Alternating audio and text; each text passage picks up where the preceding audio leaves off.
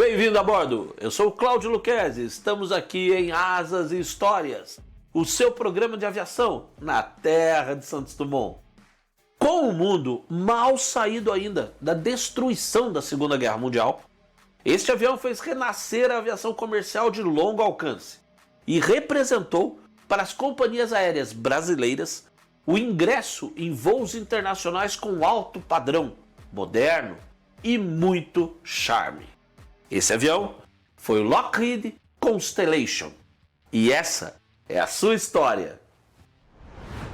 Não é sempre que um mesmo avião une diversos nomes icônicos da história, como o do mítico piloto e empresário Howard Hughes, o comandante das tropas aliadas e depois presidente dos Estados Unidos, Dwight Eisenhower, e um dos mais geniais projetistas aeronáuticos de todos os tempos, Kelly Johnson.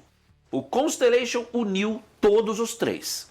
Maior acionista da companhia aérea norte-americana TWA, foi Hughes quem esteve por trás da solicitação desta, em 1939, para que a Lockheed criasse um novíssimo avião de passageiros, que fosse pressurizado, podendo assim voar mais alto que muitas zonas de turbulência, oferecendo um voo mais confortável e capaz de fazer as rotas costa a costa dos Estados Unidos, sem escalas, levando uma carga útil de quase 3 toneladas a distâncias de quase 6.000 quilômetros e com uma velocidade de cruzeiro elevada, na faixa de 450 km por hora. E na Lockheed, esse desafio caiu exatamente na prancheta de um jovem engenheiro aeronáutico de 29 anos, Kelly Johnson. Sob a supervisão de outro projetista da empresa, Hal Hubbard, criou esse quadrimotor de linhas curvas absolutamente perfeitas e lindas. Uma máquina que, na opinião de muitos, ainda é o avião de passageiros mais bonito que já singrou os ares. O protótipo voou em 9 de janeiro de 1943, já em plena Segunda Guerra Mundial. E o programa de testes logo faria jus à fama que Johnson e o Constellation conquistariam. O elegante quadrimotor, cujas asas tinham praticamente o mesmo design das do caça P-38 Lightning da guerra, atingiu absolutamente todos os requisitos de performance esperados. A velocidade de cruzeiro passava um pouco de 440 km por hora e a velocidade máxima chegava muito perto dos 560, o que tornava o protótipo mais veloz que o temido caça naval japonês da guerra, o Mitsubishi Zero.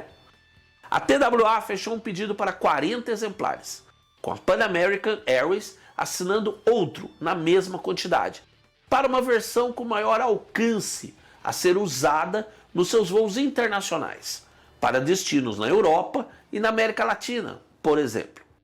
Mas o mundo estava em guerra e as empresas cederam suas posições na linha de produção para a USAF, antecessora da Força Aérea Norte-Americana atual, que logo viu no Constellation o transporte militar que precisava, veloz e de longo alcance, para levar as tropas e suprimentos militares norte-americanos aos frontes ao redor do planeta todo. Para uso militar, o Constellation recebeu a designação C-69 e o primeiro destes foi entregue para a USAF em 17 de abril de 1944, levado em voo com o próprio Hughes como copiloto.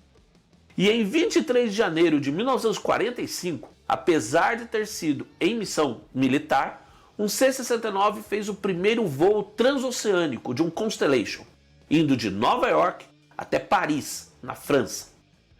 Ao fim da guerra, haviam sido produzidos 15 C-69 e todos estes foram colocados à venda, desmilitarizados, para companhias aéreas, enquanto a própria Lockheed retomava a produção civil do Constellation, com o modelo comercial inicial L049, que teve 73 exemplares produzidos entre 1945 e 1947.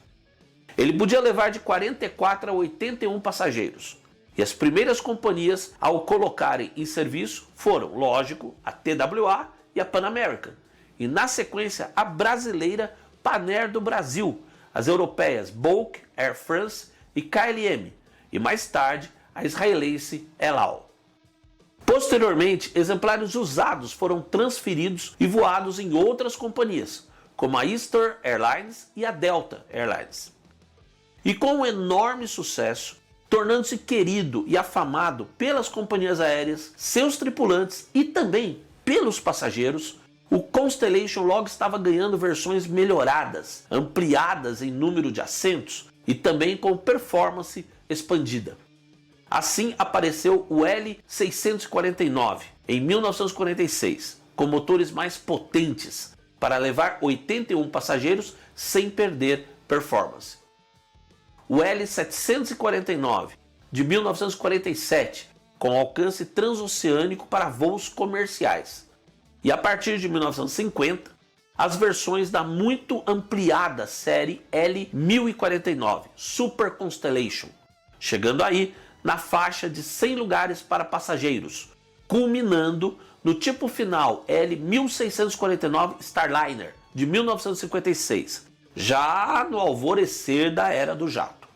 No Brasil, a primeira operadora foi a Panair do Brasil, cujos 3 primeiros L049 de sua frota, que chegaria a ter 9 destes, pousaram pela primeira vez no Rio de Janeiro em 31 de março de 1946. E em 27 de abril daquele mesmo ano, eram iniciados os voos do Rio para Londres, o primeiro dos muitos destinos internacionais dos Constellation brasileiros. Mais tarde, a Panair incorporaria também 7 exemplares de uma variante do L049, o L149. Mas, com o fechamento arbitrário da companhia pelo regime militar em 1965, toda essa operação acabou, com alguns dos Constellation da Panair indo parar em companhias menores e cargueiras, todas de curto tempo de atividades.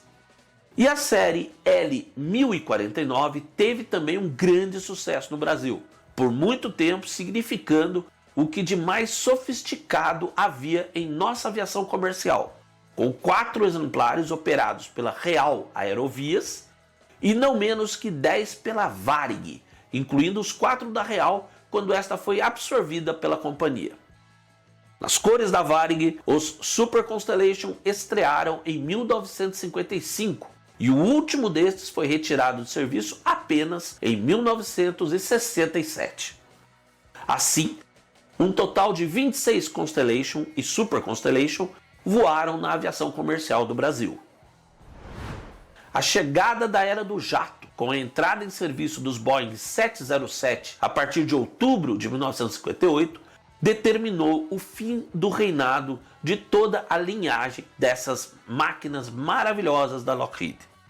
Porém, no pós-guerra, mesmo com a chegada do jato, surgiram novas versões militares do Constellation.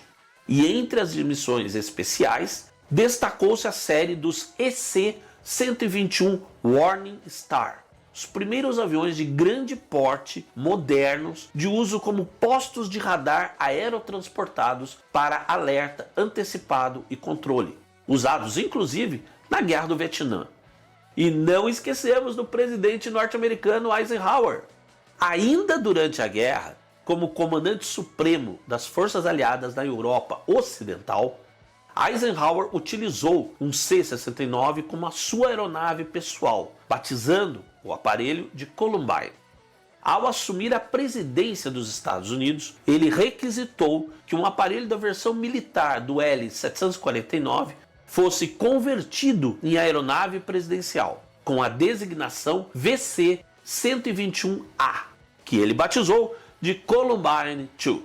E este aparelho foi o primeiro avião de um presidente norte-americano a adotar o código de identificação Air Force One, que desde então identifica os aviões presidenciais dos Estados Unidos até hoje. Obrigado por estar a bordo conosco em Asas e Histórias, porque pensar faz bem. Um forte abraço e até o próximo voo.